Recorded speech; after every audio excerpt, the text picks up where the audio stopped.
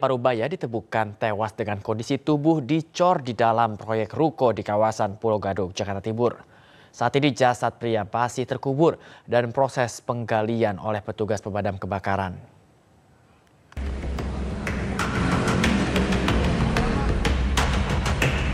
Warga di Pulau Gadung, Jakarta Timur digemparkan dengan tewasnya seorang pria Parubaya berinisial JS dengan kondisi tubuh dicor di dalam proyek pembangunan ruko di Jalan Pemuda Pulau Gadung. Korban yang merupakan pemilik ruko diduga dibunuh oleh pekerja bangunan yang tengah mengerjakan pembangunan ruko. Kini pelaku telah diamankan polisi dan dimintai keterangan atas peristiwa ini. Sebelumnya korban dikabarkan sempat hilang sejak tanggal 16 Februari 2025 dan keluarga korban langsung membuat laporan orang hilang ke petugas kepolisian. Memang tujuannya ke sini karena kan beliau lagi renovasi. Nah, beliau pamit sama istrinya izin mau ke tempat biasa dia ngelihat tukang-tukangnya. Kalau untuk sejauh ini sih pekerjanya ya, karena seminggu sebelumnya itu dia sempat cekcok sama pekerjanya. Belum diketahui secara pasti motif pelaku, namun untuk sementara diduga sakit hati. Sementara petugas pemadam kebakaran tiba di lokasi melakukan proses penggalian untuk mengevakuasi jasad korban. Dari Jakarta, Rizky Falufi, iNews melaporkan. Curi motor babak belur usai tertangkap tangan beraksi di kawasan Durensawit, Jakarta Timur. Pelaku sempat lari ke atap rumah dan juga sembunyi di balik pintu warga.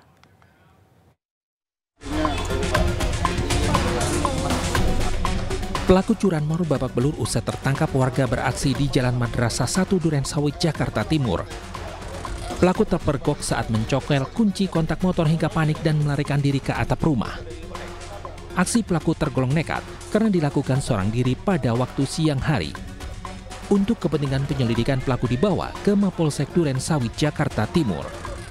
Saya ngeliat, saya kira habitunya kecelakaan. Nah, terus saya lihat ke Paris Konveksi, tentunya habis itu dia larinya lewat situ di plafon.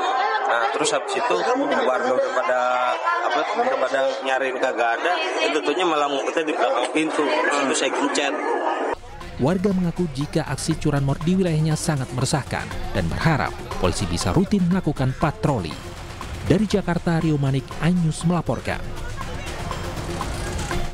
1 dari 4 pelaku curanmor nekat melepaskan tembakan saat dikejar petugas keamanan komplek di Tangerang, Banten. Aksi pencurian dilakukan siang hari saat suasana masih ramai.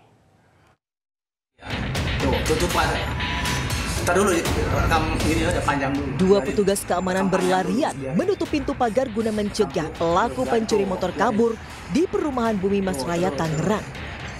Namun dari rekaman CCTV terlihat 1 dari 4 pelaku mengeluarkan senjata api dan sempat tembakan ke udara. Bahkan pelaku yang dikejar sempat mengarahkan senjata apinya ke petugas keamanan, namun tidak ditembakkan. Akibat kejadian ini, seorang petugas keamanan terluka pada bagian kaki akibat terjatuh. Keempat pelaku sempat mengincar motor yang terparkir di jalan, namun keburu terpergok warga hingga dilakukan pengejaran. Itu kemarin kan waktu saya jaga di depan kebetulan ada 2 orang temen, ada orang lewat kasih kabar ada orang pakai motor Beat. Udah, terus saya langsung tutup berdua sama teman, dia langsung nodong ke pistol, langsung saya lari. Warga mengaku tidak mengenali wajah keempat pelaku yang menggunakan masker, namun 2 orang pelaku yang diboncengi terlihat membekali diri dengan senjata api. Dari Tangerang, Banten, Sukron, iNews melaporkan. Polisi menggerebek kampung narkoba di kawasan Jakabaring, Palembang, Sumatera Selatan. Sejumlah pelaku kabur melompat ke Sungai Musi, berusaha kabur dari kejaran petugas.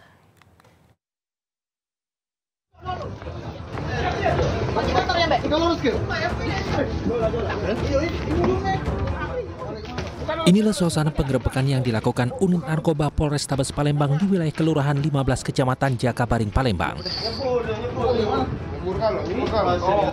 Beberapa pelaku melarikan diri dengan cara terjun ke Sungai Musi saat mengetahui kedatangan petugas. Dari lokasi penggerebekan, petugas berhasil mengamankan 5 paket sabu, timbangan, dan alat isap yang digunakan para pecandu narkoba. Selain barang bukti narkoba, petugas juga mengamankan 6 pelaku yang saat ini telah dibawa ke Mapolrestabes Palembang.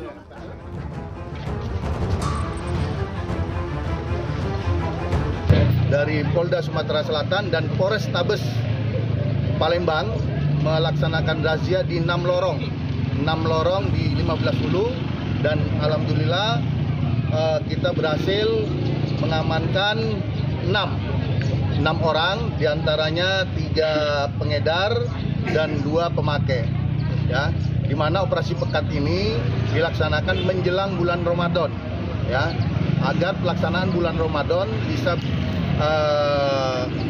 tertib, lancar, dan kondusif di daerah Palembang ini. Ini merupakan operasi sikat musi yang dilakukan oleh jajaran kepolisian Polda Sumsel dan Polrestabes Palembang untuk melakukan pemberantasan narkoba. Dari Palembang, Sumatera Selatan, Muhammad David, iNews melaporkan. 2 geng motor tawuran di Jalan Industri Jatiluhur, Purwakarta, Jawa Barat. Akibat tawuran, seorang warga terluka terkena sabetan senjata tajam. Jalan.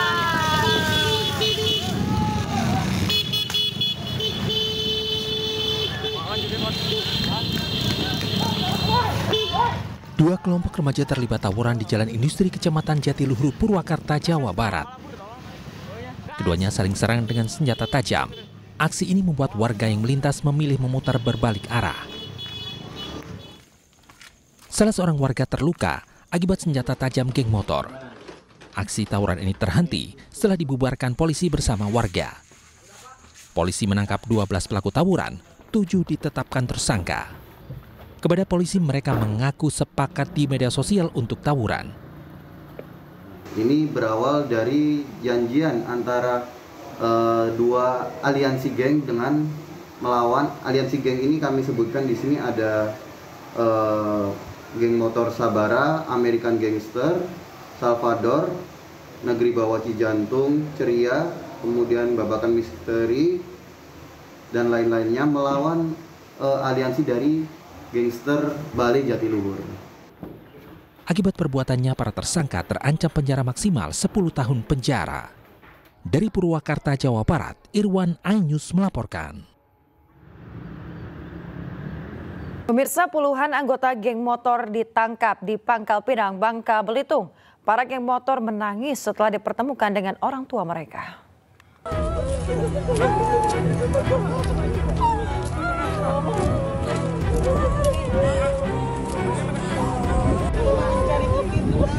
Tangis puluhan geng motor pecah saat meminta maaf kepada orang tuanya di halaman Mapolresta Pangkal Pinang, Bangka Belitung. Dari 25 anggota geng motor yang ditangkap, 21 diantaranya anak di bawah umur yang masih SMP, SMA hingga putus sekolah. Selain menangkap pelaku, polisi juga menyita senjata tajam seperti celurit panjang dan sejumlah sepeda motor yang digunakan geng motor saat beraksi. Hasil penyelidikan Polresta Pangkal Pinang, terdapat 25 geng motor dengan 400 anggota. Sebagiannya telah dibubarkan polisi. Kami membuat deklarasi pembubaran geng motor. Jadi kami mengajak geng-geng motor yang ada di Kota Pinang untuk sukarela membubarkan diri. Kita melakukan pendekatan kepada mereka, kepada ketua gengnya. Dan mereka mau. Ada sebanyak 12 geng motor yang sukarela membubarkan diri. Dan kita bubarkan di halaman Mako bersama Pinang, dan mereka sanggup menyerahkan aktivitas geng motor, kemudian juga sanggup menyerahkan senjata-senjatanya. Untuk menuntaskan geng motor, polisi bekerja sama dengan dinas terkait untuk melanjutkan pendidikan, sementara yang lainnya dicarikan lapangan pekerjaan. Dari Pangkal Pinang, Bangka Belitung, Haryanto, iNews melaporkan. Kita ke informasi selanjutnya, pemirsa. Menteri Koordinator Bidang Politik dan Keamanan Budi Gunawan menyebut insiden penyerangan di Polres Tarakan, Kalimantan Utara bermula dari senggolan di tempat hiburan. Terkait peristiwa tersebut, dirinya menjamin sinergitas TNI Polri tetap solid dan akan menindak pelaku yang terbukti bersalah.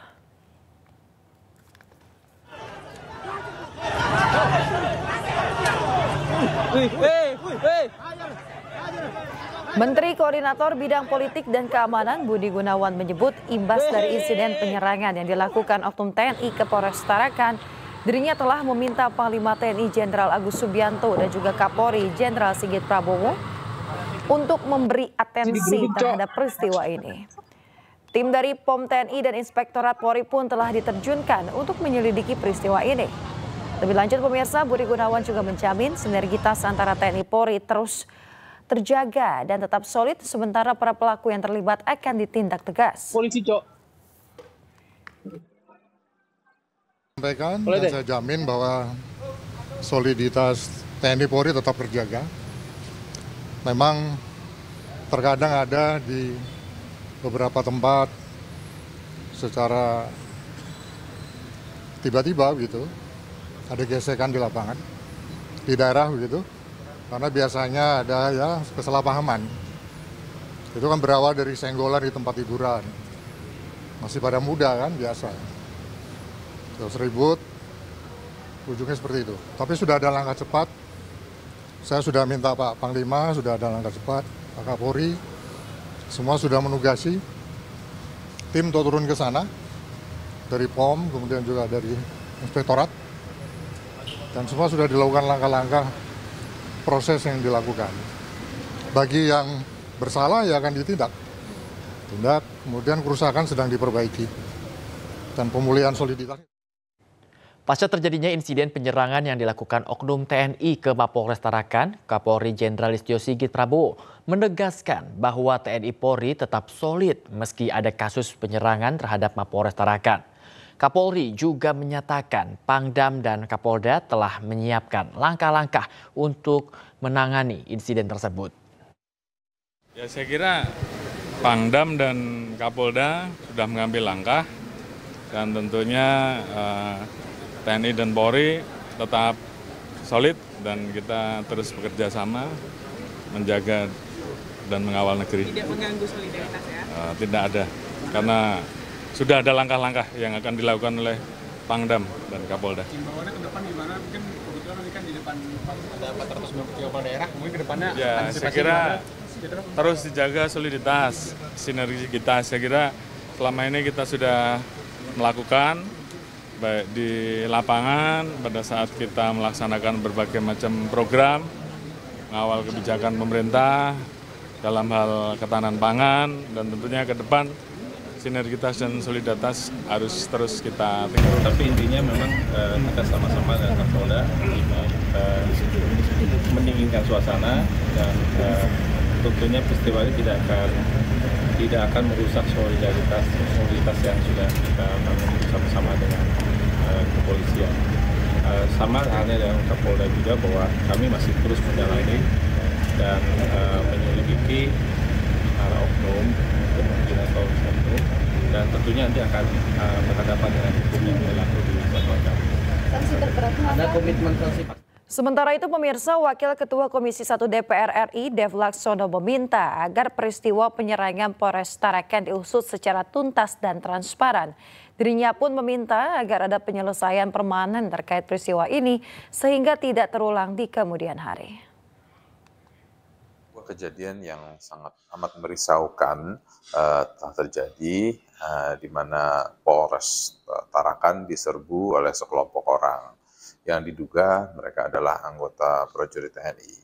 Nah, untuk itu kami menyerukan kepada semua pihak terkait, ya, baik dari seluruh jajaran TNI dan juga dari jajaran Polri untuk menelisik dan juga mencari tahu titik persoalan seperti apa, dan kepada mereka yang terlibat melakukan penyerangan kepada personel polisi, apapun alasannya itu tidak dapat dibenarkan, apalagi sampai dengan mengeluarkan kata-kata yang amat kasar. Mereka itu wajib diproses untuk menjaga wibawa institusi, dan semua sebab musababnya harus dicari tahu, ada penyelesaian yang baik sehingga tidak berlarut-larut dan ada solusi yang permanen.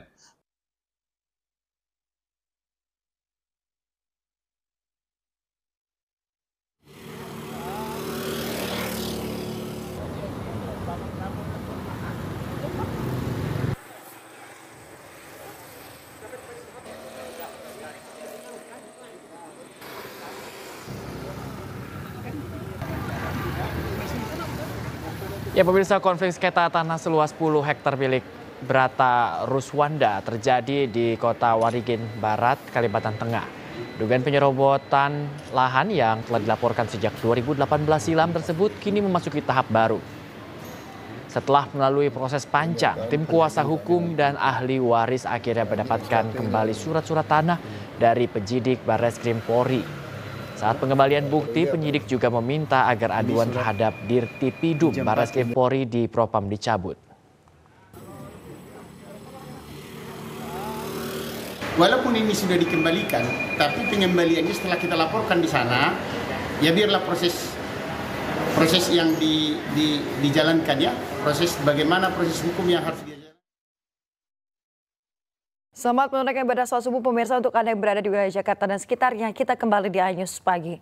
Aksi Indonesia Gelap dengan Long March digelar ratusan mahasiswa di Yogyakarta. Aksi menolak kebijakan pemerintah yang tidak pro rakyat ini diwarnai dengan pembakaran kerucut lalu lintas.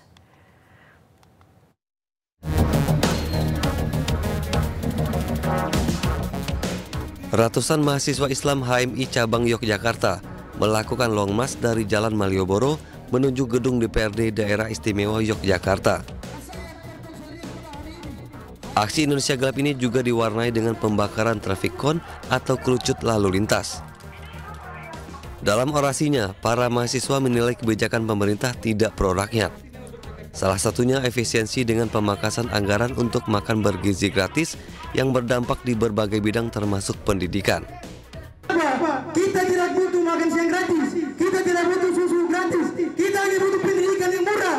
Kita hanya butuh bagaimana mahasiswa Ambon dapat mengakses pendidikan itu dengan baik. Kami hanya butuh bagaimana pemerintah memperhatikan kualitas pendidikan. Sementara itu, mengemanya beberapa tagar seperti Indonesia Gelap dan Kabur Aja Dulu di jagat media sosial disikapi melalui studi baru dalam suatu penelitian di Jakarta. Fenomena tersebut tanpa disadari merupakan bentuk kekhawatiran terhadap masa depan yang memiliki dampak psikologis signifikan terhadap kehidupan sehari-hari masyarakat. Nah, ketika kita lihat ternyata ada banyak tagar seperti Kabur Aja Dulu, tagar-tagar untuk membuat menciptakan keadaan sosial yang tidak positif. Nah, ini adalah bentuk refleksi dari overthinking masyarakat. Karena penelitian kami membuktikan bahwa ketika 1 dari 2 orang dewasa orang muda di Indonesia sudah overthinking, mereka akan reflektif untuk mengajak orang lain juga memiliki pemikiran negatif yang sama. Sebagai langkah mitigasi, para peneliti merekomendasikan agar khawatir berlebihan dijadikan sebagai indikator sosial dan kesehatan dalam kebijakan publik. Tim Liputan iNews melaporkan. Kita ke informasi berikutnya, pemirsa. Mahkamah Konstitusi mengeluarkan putusan sengketa Pilkada Papua. MK memerintahkan pemungutan suara ulang. Putusan mengadili dalam sidang putusan sengketa hasil Pilkada Papua memutuskan untuk menggelar pemungutan suara ulang atau PSU. Keputusan ini diambil setelah MK menemukan adanya pelanggaran yang berpengaruh terhadap hasil pemilihan. Selain itu, pemirsa, MK juga membatalkan beberapa keputusan KPU Papua terkait penetapan hasil dan pasangan calon Pilkada Papua 2024. KPU Papua diwajibkan melaksanakan pemungutan suara ulang dengan tetap menggunakan daftar pemilih yang telah ada sebelumnya. Dengan putusan ini, Pilkada Papua akan kembali berlangsung dalam waktu 180 hari ke depan. Bertanggal 19 September 2024. Dengan memerintahkan termohon untuk melaksanakan pemungutan suara ulang pemilihan gubernur dan wakil gubernur Papua tahun 2024 dengan tetap menggunakan daftar pemilih tetap, daftar pemilih pindahan dan daftar pemilih tambahan yang digunakan dalam pemungutan suara tanggal 27 November 2024 yang diikuti oleh pasangan calon Matius Pakiri dan Ayoko Alberto Ferdinand Rumaropen serta pasangan calon baru yang diajukan oleh partai politik atau gabungan partai politik yang kita terima. Untuk mari kita mempersiapkan diri melanjutkan perjuangan kita di 180 hari ke depan. Tentunya saya juga berharap kepada semua sanak saudara, keluarga besar yang ada di Provinsi Papua dan Tanah Papua, mari tetap kita menjaga kerukunan, menjaga kebersamaan, menjaga kedamaian. Pasangan calon bupati dan wakil bupati Bovendigul nomor urut 3 Petrus Ricolombus Omba dan Marlinus telah menyelesaikan sidang pembuktian gugatan perselisihan hasil pemilihan umum Pilkada 2024 di Mahkamah Konstitusi Jakarta. Wakil Ketua Umum DPP Partai Perindo, Tama Langkun, optimis menang dalam proses hukum pasangan Petromas yang diajukan pemohon pasangan nomor urut 4 Hengki Yaluwo dan Melchior Okaibo.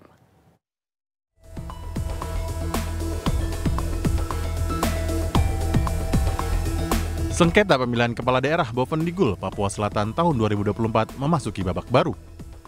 Kasus perselisihan hasil pilkada yang diajukan pemohon, pasangan Hengki Yaluwo dan Melchior Okaibob di Mahkamah Konstitusi telah menyelesaikan agenda sidang pembuktian gugatan perselisihan hasil pemilihan umum.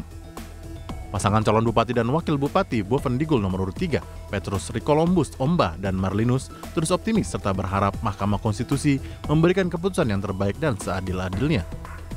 Keyakinan kami yaitu tadi bahwa kami sudah melakukan tahapan-tahapan ini mulai dari awal sampai dengan akhir ini dengan baik dan sesuai prosedur yang ada. Jadi itu yang membuat kami optimis. Kuasa hukum paslon Victor Santoso Tandiasa optimis akan memenangi kasus sengketa pilkada yang diajukan pemohon karena telah membuktikan semua yang didalilkan pemohon tidak terbukti melanggar prosedur pada pilkada Bovendigul tahun 2024 lalu. Permohonan dari pemohon yang mereka persoalkan sebenarnya bukan persoal perselisihan, tapi persoalan masa lalu yang sudah terjadi 20 tahun yang lalu. Nah, sehingga memang itu yang menjadi titik persoalan mereka, sehingga kami sudah juga membuktikan dengan bukti-bukti dokumen. Inilah kemenangan koalisi. Jadi koalisi yang sudah mengawal dan kemudian menang dalam proses pilkada di Bovendigul. Jadi kami yakin dengan perjuangan ini mudah-mudahan Mahkamah Konstitusi bisa memutuskan seadil-adilnya dan sebaik-baiknya. Pasangan calon bupati dan wakil bupati yang diusung Partai Perindo ini unggul dengan perolehan 12.739 suara sah di Kabupaten Bovendigul, Papua Selatan dibandingkan paslon lainnya. Saat ini, Petrus dan Marlinus masih menunggu Mahkamah Konstitusi melakukan rapat permusyawaratan hakim dan memutus perkara yang akan dibacakan 24 Februari 2025 mendatang. Dari Jakarta, Henry Aprila, Pagi Satrio iNews melaporkan. Pemirsa, penyidik Direktorat Tindak Pidana Umum Bareskrim Polri akhirnya mengembalikan barang bukti berupa sertifikat tanah milik Brata Ruswanda di Kota Waringin Barat, Kalimantan Tengah. Konflik sengketa tanah seluas 10 hektar milik Brata Ruswanda terjadi di Kota Waringin Barat, Kalimantan Tengah. Dugaan penyerobotan lahan yang telah dilaporkan sejak 2018 silam tersebut kini memasuki tahap baru. Setelah melalui proses panjang, tim kuasa hukum dan ahli waris akhirnya mendapatkan kembali surat-surat tanah dari penyidik Bareskrim Polri. Saat pengembalian bukti, penyidik juga meminta agar aduan terhadap Dirtipidum Bareskrim Polri di Propam dicabut. Walaupun ini sudah dikembalikan, tapi pengembaliannya setelah kita laporkan di sana, ya biarlah proses yang dijalankan ya, proses bagaimana proses hukum yang harus dijalankan oleh di Propam Mabes Polri, ya silakanlah kami serahkan kepada di Propam Mabes Polri untuk memberantas. Presiden Prabowo Subianto buka suara perihal dugaan korupsi pengoplosan BBM Pertalite menjadi Pertamax. Informasi lengkapnya kami hadirkan usai jeda, tetaplah di iNews Pagi.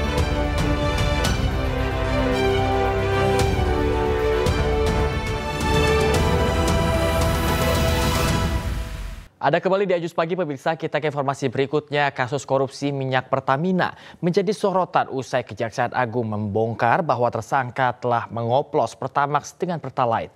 Warganet mengeluhkan hal tersebut dan mengaku tertipu. Namun dugaan oplosan itu dibantah oleh pihak Pertamina.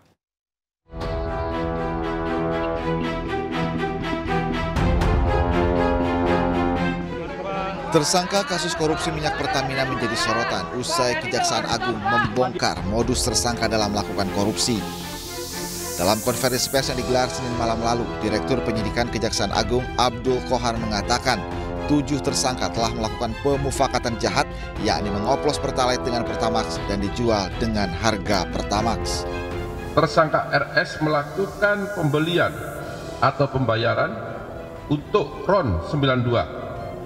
Padahal sebenarnya yang dibeli adalah RON 90 atau lebih rendah, kemudian dilakukan blending di depo untuk menjadi RON 92 dan hal tersebut tidak diperbolehkan atau bertentangan dengan ketentuan yang ada.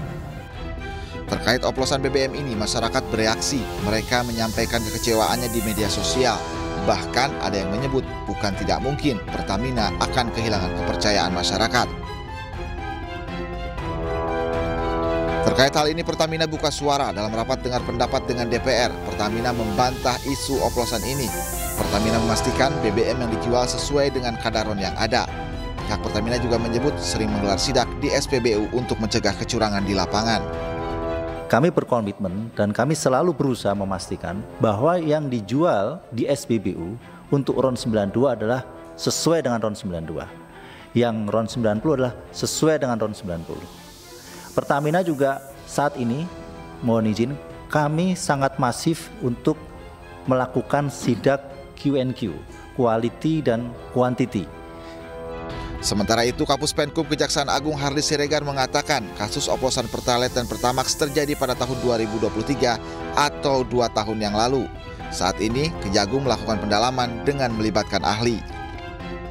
Ya, jadi kalau kami mengikuti juga dari media, apa yang disampaikan oleh pihak Pertamina, saya kira ya faktanya sudah tepat. Sekarang itu sesuai dengan spek, ya kan? Nah, jadi supaya bisa dipisahkan bahwa ini adalah fakta hukum yang disampaikan dengan fakta yang ada sekarang. Dalam kasus ini, Kejagung menetapkan 7 orang tersangka. Mereka yang jadi tersangka mayoritas adalah menjabat sebagai direktur di perusahaan plat merah ini. Tentu hal ini menjadi ironi.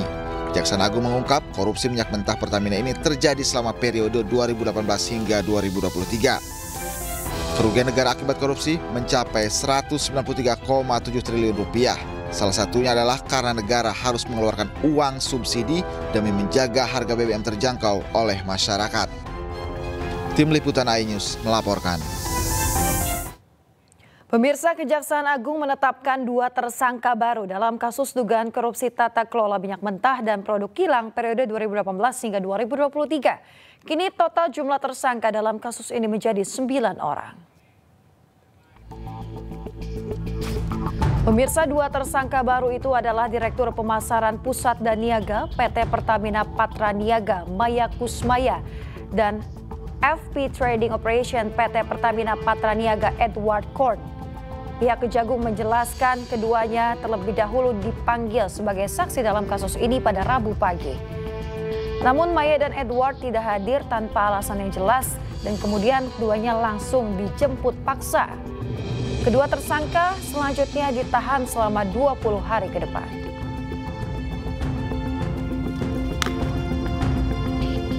Tersangka MK, saya singkat ya biar cepat ya. Dan tersangka EC atas persetujuan tersangka RS melakukan pembelian RON 90 atau lebih rendah dengan harga RON 92. Sehingga menyebabkan pembayaran impor produk kilang dengan harga tinggi dan tidak sesuai dengan kualitas barang.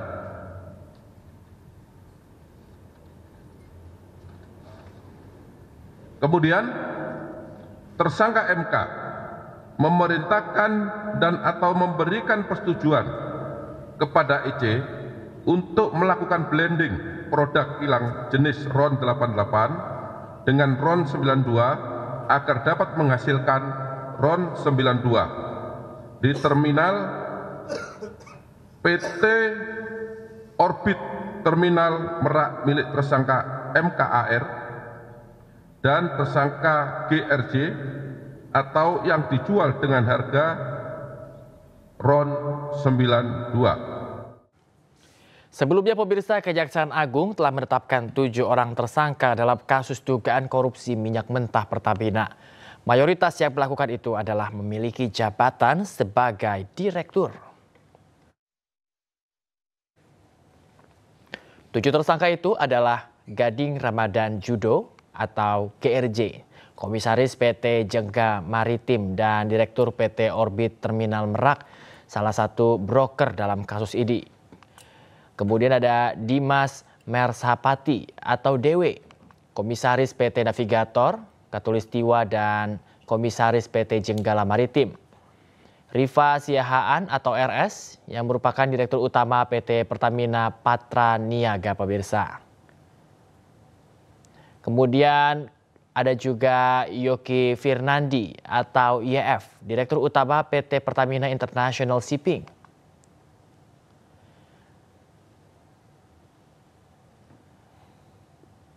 Yang mana kemudian pemirsa ada juga Sani Dinar Saifuddin atau SDS yang merupakan Direktur Feedstock and Product Optimization PT Kilang Pertamina International.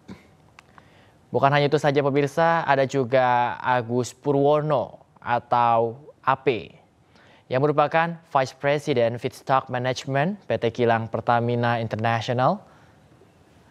Yang kemudian juga ada Muhammad Keri Adrianto Riza atau MKAR yang merupakan sebagai Beneficial Owner PT Navigator Katulistiwa.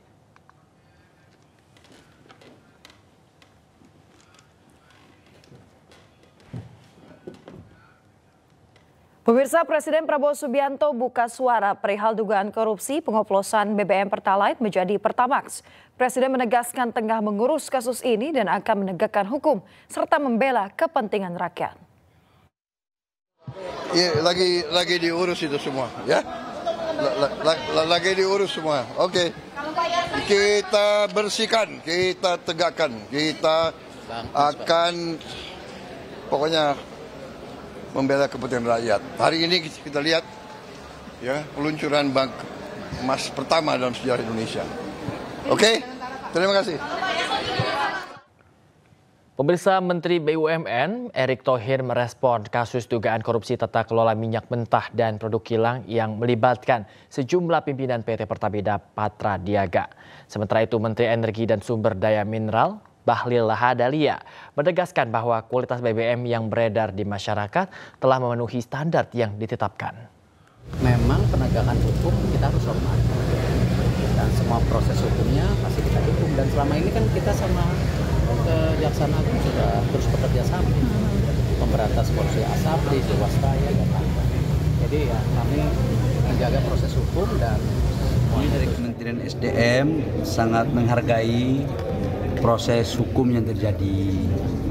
Ya, kita harus menghargai dan menyerahkan semuanya kepada teman-teman aparat penegak hukum yang melakukan itu. Dengan unsur orang tentu, kita juga menghargai praduga asal bersalah. Nggak ada, kita apanya kualitas kita kan sudah sesuai standar. Ada RON 90, RON 92. Kan sudah ada semuanya. Sudah ada. Jadi kalau membeli harga yang bagus, minyak bagus, harganya juga bagus. Mau setengah-setengah, ada juga setengah-setengah. Semua sudah ada spek. Pemirsa, industri migas Indonesia kembali diguncang skandal korupsi besar yang melibatkan petinggi PT Pertamina Patra Niaga. Salah satu tokoh utama dalam kasus ini adalah Rifa Siahaan yang menjabat sebagai Direktur Utama perusahaan tersebut. Lantas berapa gaji Direktur Utama Patra Niaga? Kita simak informasinya berikut ini.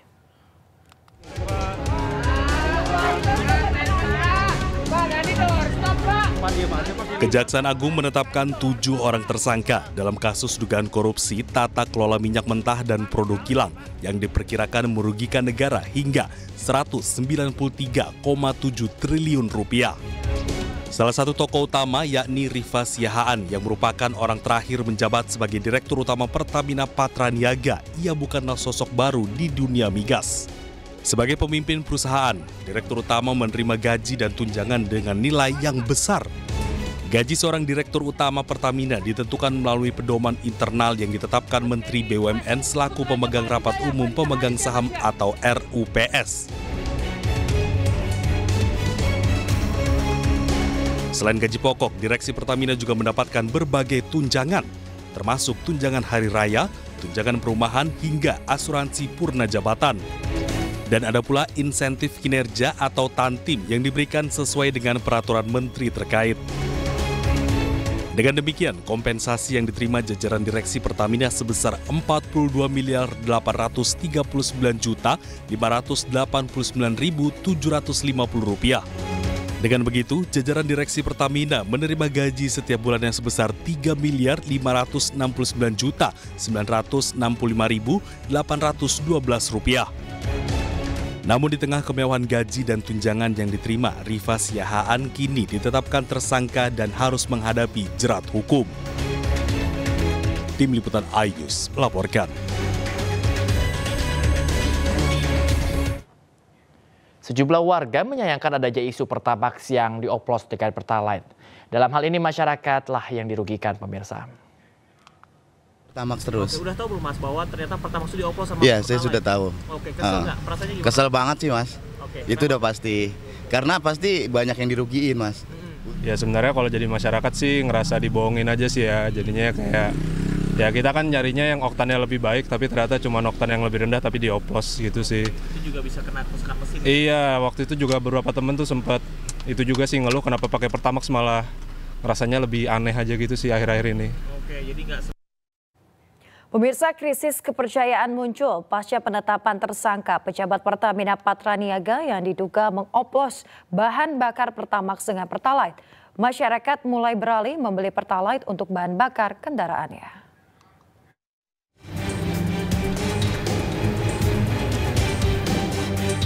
Nyoman Ariwibowo, warga perumahan Bumi Mangli Jember ini awalnya pengguna bahan bakar jenis Pertamax untuk kendaraannya, namun kini justru beralih ke Pertalite. Bukan tanpa alasan, Nyoman beralih ke Pertalite lantaran kecewa dengan tindakan para petinggi Pertamina Patraniaga yang diduga korupsi dengan mengoplos RON 90 dengan RON 92 bahan bakar. Nyoman mengaku khawatir mendapat kualitas rendah jika membeli BBM jenis Pertamax. Ini memang masyarakat sudah muncul kekhawatiran dan ketidakyakinan terhadap produk Pertamina yang Pertamax. Dan ini indikasinya ya banyak yang pasti beralih ke Pertalite karena ternyata Pertamax diindikasikan ya, RON-nya ini ternyata dioplos ya tidak 92 tapi sama dengan Pertalite. Dan termasuk saya pribadi juga ya akhirnya nggak percaya lagi dengan Pertamax, ya kita mending yang aman saja karena sesuai dengan harga. Masyarakat berharap pemerintah bisa menjamin bahwa bahan bakar yang saat ini beredar di SPBU kualitasnya sebanding dengan jenis yang dibeli masyarakat. Dari Jember, Jawa Timur, Bambang Sugiarto, iNews melaporkan. Pemirsa, Presiden Republik Indonesia Prabowo Subianto meresmikan bank emas pertama dalam sejarah Indonesia. Layanan ini diharapkan dapat menjadi solusi bagi masyarakat untuk menyimpan dan mengelola emas secara lebih aman dan terstruktur.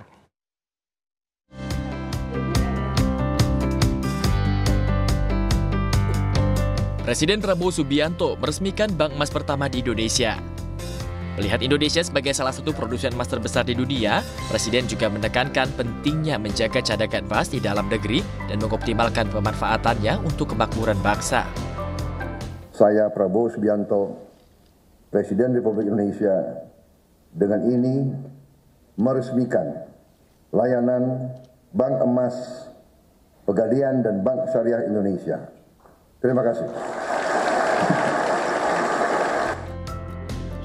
Sebagai pemegang saham mayoritas di BSI dan Pegadaian, Bank Rakyat Indonesia atau BRI diharapkan dapat memperkuat struktur permodalan dan infrastruktur layanan bank emas sehingga masyarakat dapat mengakses layanan ini dengan lebih mudah dan aman. Salah satunya adalah tadi sudah sampaikan untuk memonetasi menjadi likuiditas pembangunan. Tujuan yang kedua adalah meningkatkan nilai tambah emas dari emas sebagai raw material kemudian menjadi produk-produk turunan emas. Dan itu yang diperkirakan akan mampu menyerap tambahan tenaga kerja 1,8 juta tenaga kerja baru. Ini yang akan memudahkan masyarakat untuk mengalirkan bagaimana mereka bisa mulai menjadi bagian perdagangan emas nasional. Dengan bank emas pertama di Indonesia, diharapkan masyarakat dapat memanfaatkan layanan ini untuk penyimpanan emas yang lebih aman dan menguntungkan, serta mendorong pertumbuhan ekonomi nasional melalui pemanfaatan sumber daya alam secara optimal. Dari Jakarta, Jen Cahyani, Fakih Satrio, iNews melaporkan.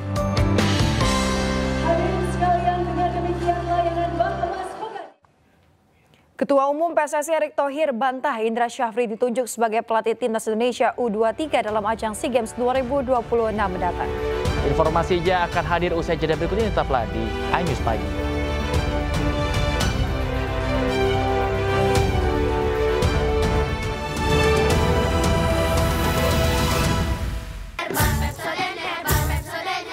Sebelum berpuasa sikat gigi pakai herbal, biar nafas tetap segar-segar 18 jam.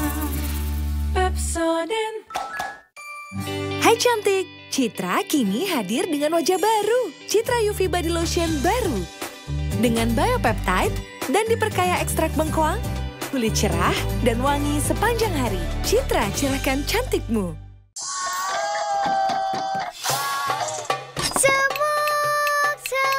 Sahur, Dek. Sahur pakai semur kan? Yuk, yeay! Bangunkan semangat sahurmu dengan kecap Bango. Terbuat dari 4 bahan alami, tidak pernah berubah. Bikin sahurmu, semur, lebih nikmat. Enak? Besok sahurnya semur telur lagi ya. Karena rasa tak pernah bohong. Glow & Lovely Kali putaran, setengah putaran, bersihkan sel kulit mati dan kotoran. Putar-putar di wajah, bilas. dengan vitamin B, C, E, dan 12 HSA, wajah bersih cerah seketika. Baru Glow & Lovely Dermaglow Facial Foam. Buat mereka yang suka rasa gurih, ini dia yang pas. Baru Bango Hitam Gurih. Lebih hitam, gurih nikmat, berani rasanya. Gurihnya lebih berasa. Mau nambah lagi? Siap glowing kapan aja, di mana aja. Untuk awal yang baru atau untuk hasil akhir yang seru.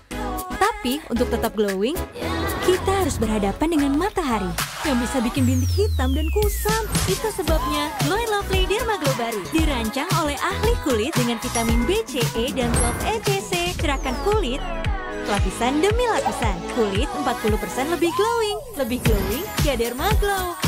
Baru Glow & Lovely Dermaglow. Mari kita sambut David Bayu and Friends. Royco, gurih-gurih mantap. Gurih-gurih mantap. Kicik bungkusnya, gurih bumbunya, mantap kaldunya dan lezat rasanya. Royco, lah gurih-gurih mantap.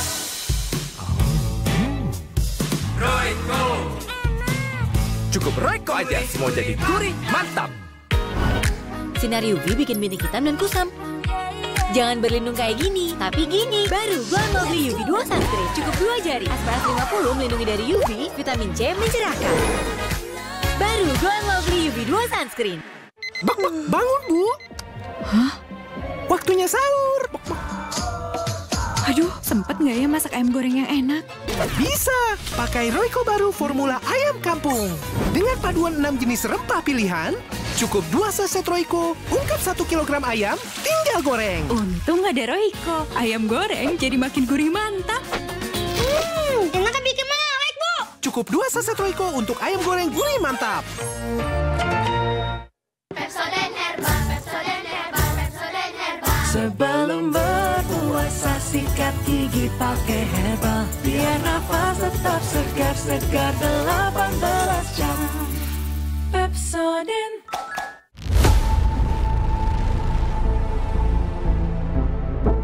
Baru Molto Parfum Plus Protect. Baju terawat wangi segar tak terkalahkan. Dengan wangi 10 kali lebih segar. Dan Ultra Care teknologi 10 kali rawat baju. Molto baru, wangi segar tak terkalahkan. Hai Nikita, kulit Isa nggak kering ya? Apa sih rahasianya? Oh, ini Sudsal Happy Skin. Itu loh, kulit yang lebih dari lembut. Karena mandi pakai Sudsal Baby Bath baru. Sabun bayi nomor 1 di Indonesia, kini 100% terbukti melambatkan. Yuk cobain. Aku pede beraktivitas dengan hijabku. Gerah, keringat, bukan masalah. Pakai Rexona Hijab Natural baru. Dengan peach segar dan mint. Untuk 72 jam kesegaran anti gerah. Dan wangi tahan lama. Bebas gerak tanpa gerah. Rexona Hijab Natural. Pepsodent tiap hari, cegah gigi berlubang 10 kali. Kok 10 kali? Yuk tanya Pepsodent baru, gratis konsultasi dokter gigi. Hai Zi. Pepsodent baru, perbaiki lubang kecil tak kasat mata 10 kali lebih kuat cegah gigi berlubang. Kamu yang terbaik untukku, seperti Sunlight Biocare Nature baru, 100% food grade dengan teknologi RamnoClean. Naturally tangguh angkat lemak, lindungi sekeluarga. Gak ada yang bisa tandingin Sunlight, kecuali kamu. Sunlight Biocare Nature, coba sekarang. Momen panas, bikin gerah dan bau badan? Pakai Rexona Man Ice Cool. Dengan teknologi 72 jam, segar dingin dan wangi juara. Lanjut terus dukung Timnas Indonesia bareng Rexona Man.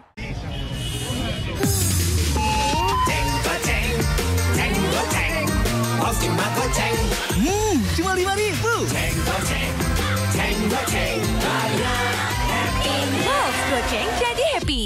Close Up Zinc Antibakteri untuk perlindungan nafas segar. Selalu bertemu tanpa sengaja. Nafas segarmu buat Bareng yuk. Pegangan ya. Close Up baru, perlindungan nafas segar 18 jam. Ini Molto Parfum Boost baru, terinspirasi dari parfum favoritku. Dibuat ke dalam versi pewangi pakaian, 10 kali lebih wangi. Baju wangi mewah, tahan lama. Molto Parfum Boost baru, wangi mewah terinspirasi parfum Jessica Mila. Kakak, ngapain di depan kulkas? Lagi dinginin kepala, Bu. Dinginin kepala? Habis lagi belajar gak fokus karena keganggu ketombe dan gerah. Kak, dinginin kepala dulu ya. Pakai sampo Lifebuoy anti ketombe mentol dingin. Formula 100% anti ketombe dengan milk vitamin dan mentol plus. Efektif hilangkan ketombe dan dinginkan kepala. Lifebuoy mentol dingin, baru. 1, 2, 3. Ketombe kering dan basah. Capek sama ketombe yang bikin drama? Clearin aja pakai Clear terbaru. Dengan kekuatan 10 kali super vitamin. Sikat habis ketombe basah dan kering. Nggak khawatir ketombe basah dan kering. Buktikan sekarang.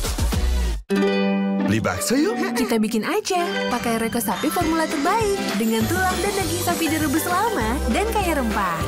Kuah bakso jadi lebih lezat. Tambah lagi deh. Baru Reko Sapi formula terbaik. Caraku lebih percaya diri. Baru Lux Botanicals Body Wash dengan parfum essence untuk 3 kali keharuman lebih tahan lama. Jadi lebih percaya diri untuk mengekspresikan kecantikanku. Baru Lux Botanicals Body Wash. Di mana ya? Ini dia hidden gemnya. Kafenya ngumpet banget ya, guys. Duh, tapi keringetnya lengket.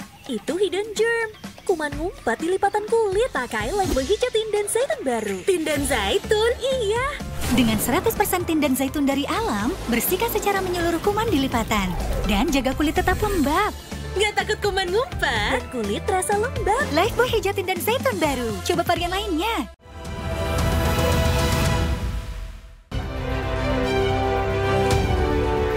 Para kepala daerah yang tidak mengikuti retret di Akademi Militer Magelang direncanakan untuk ikut gelombang berikutnya.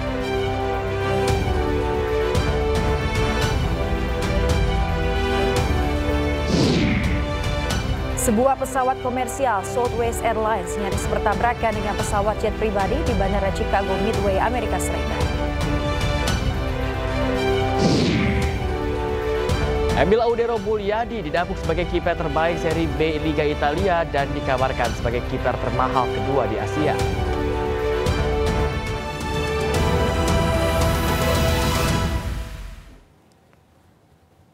Ya, Anda masih di News Pagi pemirsa bersama saya Yasmin Natali dan rekan saya Bayu Pradana, dan demikian tadi adalah berita pilihan dalam News Pagi hari ini. Kini kita ke informasi berikutnya pemirsa. Emil Audero Mulyadi didapuk sebagai kiper terbaik Seri B Liga Italia jelang momen dirinya akan dinaturalisasi Timnas Indonesia. Ya, bahkan Emil Audero dikabarkan memiliki pasaran harga yang lebih tinggi dari Martin Paes. Skuad Garuda bakal mendapat tambahan amunisi baru, Emil Audero Mulyadi. Penjaga gawang 20 tahun ini pernah menjadi kiper utama Sampdoria dan pelapis Gianluigi Buffon di Juventus. Mengutip data Transfermarkt, kini harga pasaran Emil Audero mencapai 5 juta euro atau 85,2 miliar rupiah. Dengan nilai tersebut, kiper Como 1907 yang saat ini dipinjamkan ke Palermo menjadi penjaga gawang termahal kedua di Asia. Emil Audero masih kalah dari Zayong Suzuki. Pada usianya ke-22 tahun, kiper Parma ini sudah mentas di kasta teratas sepak bola Italia. Kiper andalan timnas Jepang ini punya nilai pasar 9 juta euro atau 153,4 miliar rupiah. Namun di usia 22 tahun, harga Emil Eudoro lebih tinggi dibanding Jaeyon, mencapai 255 miliar rupiah saat menjadi kiper utama Sampdoria. Meski kalah dari Zeong Suzuki, harga pasaran Emil lebih tinggi dibanding Martin Paes yang mencapai 31,29 miliar rupiah. Namun kiper andalan skuad Garuda ini punya sederet prestasi moncer, seperti penghargaan Save of the Years MLS, pemain terbaik MLS All-Star 2024, dan Team of the Match Day sebanyak 9 kali.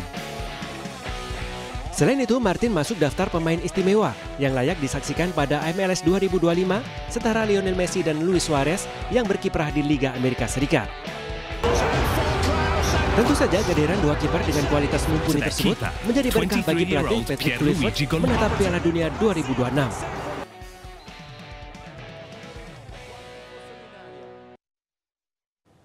Pemirsa, Ketua Umum PSSI Erick Thohir menepis kabar bahwa Indra Syafri ditunjuk sebagai pelatih Timnas Indonesia U23 yang akan berlaga dalam ajang SEA Games 2024 mendatang. Usai diberhentikan di kursi pelatih Timnas U20, Indra Syafri dikabarkan ditunjuk sebagai pelatih Timnas U23 untuk ajang SEA Games 2025 yang akan digelar di Thailand pada Desember 2025. Kabar tersebut langsung dibantah Ketua Umum PSSI Erick Thohir.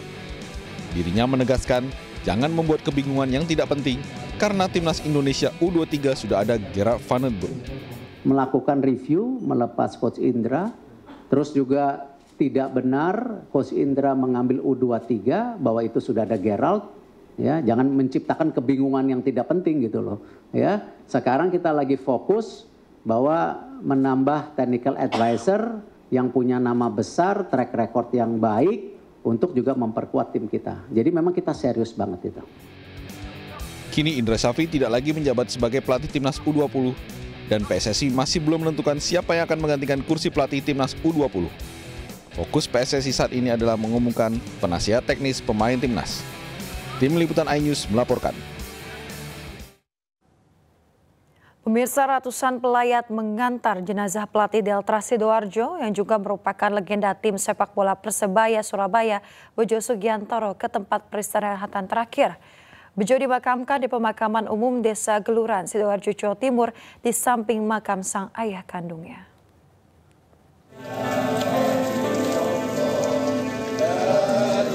Ratusan pelayat dari para supporter Persebaya, pemain Persebaya, serta pihak keluarga mengantar jenazah legenda Persebaya Bejo Sugiantoro ke peristirahatan terakhir di pemakaman umum Desa Geluran, Taman Sidoarjo.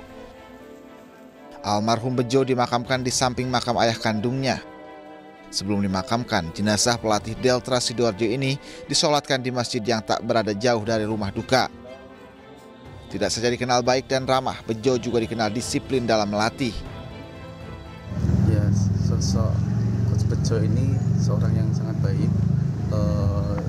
cukup mengenal juga sama Coach Bejo, kita sering berbincang, ya cukup baik, ramah juga, dalam olahraga juga berdisiplin, dan sebenarnya ada rencana main bola bareng tapi ya ternyata takdir.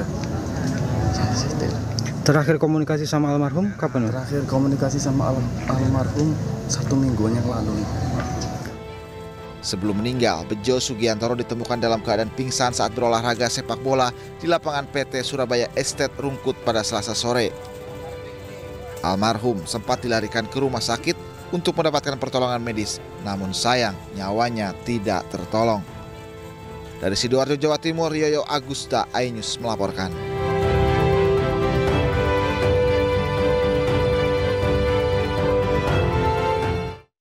Apresiasi bagi pelabuhan yang menerapkan prinsip ramah lingkungan berdigitalisasi digelar di Jakarta. Dengan ajang apresiasi ini diharapkan pelabuhan di Indonesia dapat menerapkan sistem yang maju dan berkelanjutan.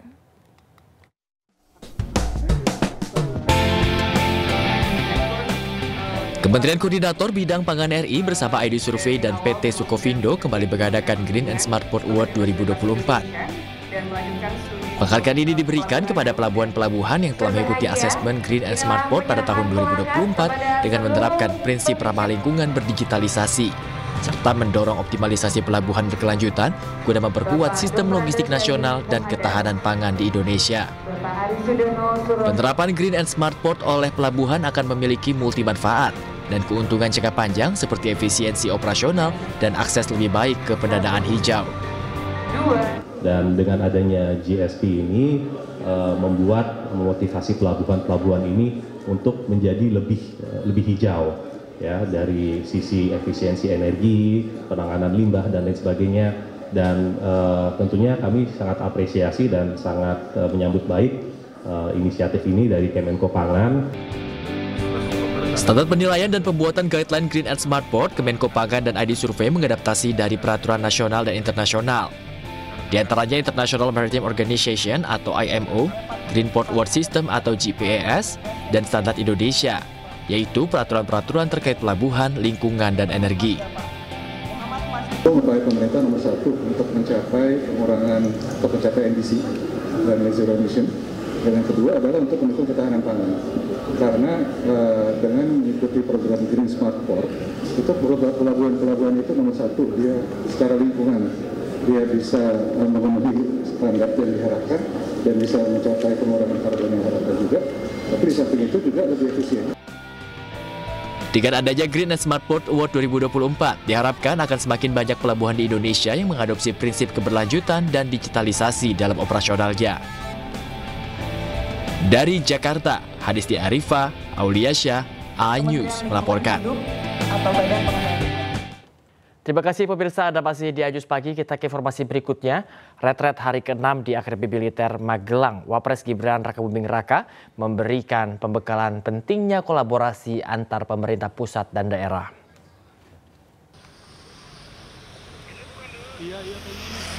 Pemirsa, kehadiran Wapres Gibran menjadi salah satu momen penting dalam rangkaian acara retret yang bertujuan untuk memperkuat koordinasi dan juga kolaborasi antar pimpinan daerah. Pemaparan di hari ke-6 oleh Wapres Gibran tersebut mendapat sambutan dan respon positif dari para kepala daerah. Para peserta retret juga mengaku tetap mengikuti pembekalan dengan semangat dan dalam kondisi sehat. Pembekalan masih akan terus berlangsung hingga 28 Februari mendatang yang akan ditutup oleh Presiden Prabowo Subianto. Harapan kami untuk pembekalan ini sangat baik bagi para kepala daerah, cuma mungkin sekedar masukan biar jadwalnya tidak terlalu padat, sehingga kami juga punya waktu interaksi dengan para kepala daerah yang lainnya. Mungkin lebih diperbanyak diskusi-diskusi dalam kelompok kecil, saling berbagi untuk daerah-daerah yang unggul dalam segi misalnya peningkatan PAD, misalnya dalam rangka SPBE atau digitalisasi birokrasi. Ketika orang-orang ini, para kepala daerah ini punya kemajuan-kemajuan daerahnya bisa di-sharing dengan kepala-kepala daerah yang lain dalam bentuk grup atau kelompok diskusi yang. Ya, pemirsa, untuk mengetahui kegiatan terkini di Akmil Magelang, Jawa Tengah, kita akan tanyakan langsung kepada rekan Kevin Pakan yang berada di sana. Selamat pagi Kevin, hari ini berdasarkan informasi yang kami dapatkan, ini para wakil kepala daerah akan turut tiba di Akmil Magelang. Siapa sajakah berdasarkan pantauan Anda yang sudah datang? Ya, halo, selamat pagi Yasmin, Bayu dan juga pemirsa. Benar sekali bahwa hari ini wakil kepala daerah akan bergabung dalam pembekalan di Akmil Magelang, Jawa Tengah. Untuk situasi terkini saya akan menunjukkan kepada Anda, Bayu, Yasmin dan juga pemirsa, berikut merupakan visual terkini yang mana saya saat ini berada di Rendam 4 di Penogoro di Magelang, Jawa Tengah. Kami memantau bahwa memang sejumlah wakil kepala daerah ini terus berdatangan sekitar pukul 5:30 waktu Indonesia Barat. Ini para wakil kepala daerah terus berdatangan dan memang dapat dilihat ini tidak diperkenankan juga dari para wakil kepala daerah ini untuk membawa ajudan atau pendampingnya pada saat tiba di Rindam 4 di Penogoro di Magelang ini. Dan memang kalau berdasarkan informasi, kami mendapatkan data ada sekitar 500 lebih wakil kepala daerah yang nantinya akan bergabung untuk melakukan pembekalan di Akmil Magelang. Yang mana kalau dilihat ini juga nantinya akan bahwa para wakil kepala daerah ini menggunakan bus-bus dari Akademi Militer yang sudah bersiaga atau standby di depan Rindam 4 di Penogoro. Dan kalau Anda melihat visual terkini, para anggota TNI Angkatan Darat dari Rindam 4 ini terus menerima kedatangan dari para wakil kepala daerah yang nantinya akan masuk terlebih dahulu di Rindam 4 yang mengikuti mekanisme yang sama dengan para kepala daerah sebelumnya, yaitu nanti akan melakukan tes kesehatan terlebih dahulu di Rindam 4, kemudian nanti akan diberikan gelang untuk bisa memantau atau memonitor para wakil kepala daerah ini bagaimana kondisi kesehatan mereka. Kalau menggunakan gelang berwarna hijau, diindikasikan dalam kondisi sehat. Kalau berwarna kuning, ini masih dalam pemantauan. Dan bila dalam atau menggunakan gelang berwarna merah, nanti juga dapat dipastikan memiliki riwayat penyakit dan perlu adanya pendampingan dari pihak panitia. Dan memang sampai saat ini kami belum mendapatkan informasi resmi berkaitan dengan nanti atau kapan berangkatnya ke Akademi Militer Magelang, Jawa Tengah. Namun berdasarkan informasi dari pihak-pihak yang memang ini belum dapat bisa kami informasikan sumbernya, ada yang mengatakan sekitar pukul 8 pagi atau pukul 9 pagi nanti mereka akan berangkat ke Akademi Militer Magelang yang nantinya akan diterima atau disambut oleh Wakil Menteri Dalam Negeri Bima Arya. Nantinya juga pada saat tiba di Akademi Militer Magelang, Jawa Tengah akan disambut pula oleh adanya genderang suling Caka Lokananta yang merupakan drum band dari Taruna Tarudi Akademi Militer, yang mana ini tidaklah berbeda dengan penyambutan pada saat kepala daerah tiba di Akademi Militer Magelang, Jawa Tengah. Dan memang sampai dengan saat ini, Yasmin, Bayu, kami akan terus memantau yang pastinya nanti para wakil kepala daerah ini akan bergabung oleh para kepala daerah yang berada di Akmil untuk mendapatkan pembekalan, di mana hari ini juga dijadwalkan akan ada hadir pula Presiden ke-6 Republik Indonesia dan Presiden ke-7 Republik Indonesia Joko Widodo dan SBY atau Susilo Bambang Yudhoyono akan hadir di Akmil Magelang bersama dengan Presiden RI Prabowo Subianto. Tentunya kami akan terus memantau dan melihat kira-kira seperti apa perkembangan atau isu-isu menarik yang terjadi pada saat nanti para mantan Presiden Republik Indonesia ini tiba di Akmil Magelang, Jawa Tengah. Sementara itu, Yasmin, kembali ke Anda dan Bayu.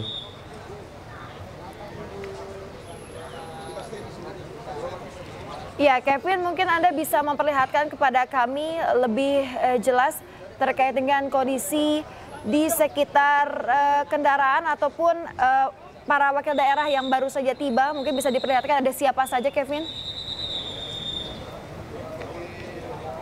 Ya, saya akan menunjukkan kepada Anda, Yasmin, Bayu, dan pemirsa, di sisi depan yang merupakan di depan atau di Jalan Rindam 4 di Penogoro.